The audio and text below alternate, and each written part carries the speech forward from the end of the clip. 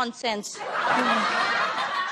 શું થયું? માથું દુખે? ના પેટમાં? ના, તો શું દુખે છે? મારું દિલ દુખે છે. દિલ. તારે દિલ છે? જો જાગૃતિ, તારે મને જેટલું ધમકાવું હોય ને હમણાં ધમકાવી લે. પછી મહેમાન આવવાના છે એની સામે નહીં ધમકાવતી. અને કાલે ઓલા કરશન અંકલે જે બબાલ કરીને એટલે મમ્મી પપ્પાનો મૂડ પણ અપસેટ છે. ને ગઈકાલે તે જે બબાલ કરી છે ને એનાથી મારો મૂડ અપસેટ છે. એનું શું?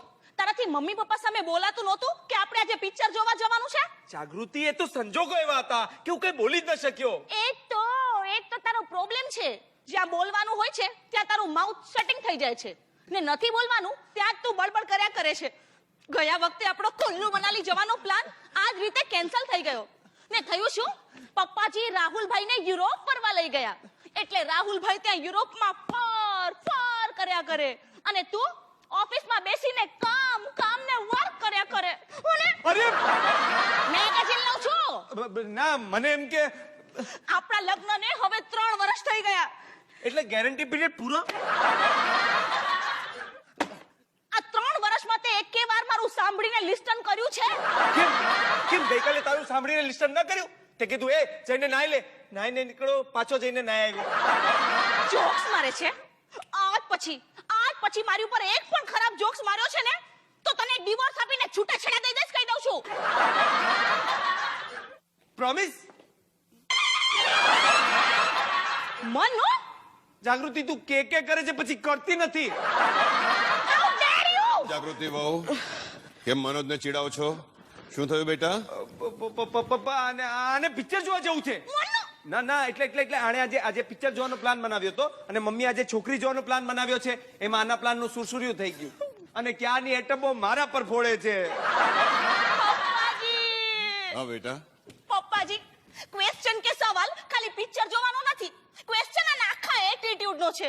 આ કોઈ દિવસ કોઈની સામે મોઢું ખોલીને દલીલ કે આર્ગ્યુમેન્ટ કરી જ નથી શકતો.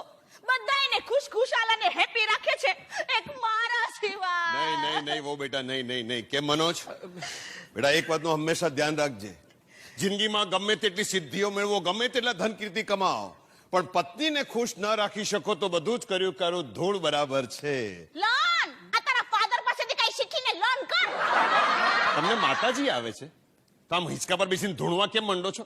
તમારે પિક્ચર જોવા જવું છું, તમે ચિંતા નહીં કરો, મમ્મી અને મહેમાનને હું સંભાળી લઈશ, તમે પિક્ચર જોવા જાઓ. અરે પણ હમણાં કે છે મારે પિક્ચર જોવા નથી જવું. જાઓ, તમે પિક્ચર જોવા જાઓ. હા, મારે નથી જવું.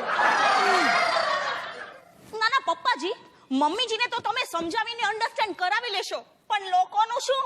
લોકો તો એમ જ કહેશે ને કે લો છોકરીવાળા જોવા આવ્યા હતા તો એ જાગૃતિ તો હરક પદુડી થઈને પિક્ચર જોવા ગઈ, એટલે મૂર્ખામાં ખપાય તો જાગૃતિ કેમ? હા, સોરી.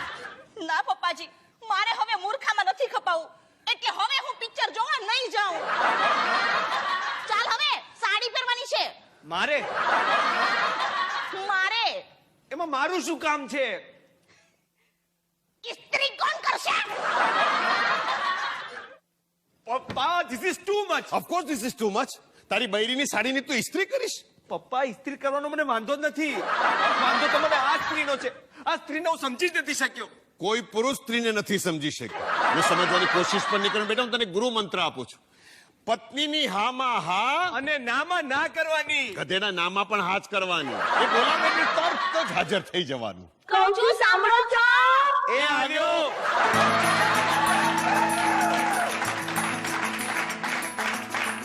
પપ્પા, ગર્વથી કહો, આપણે બૈરીના ગુલામ છીએ.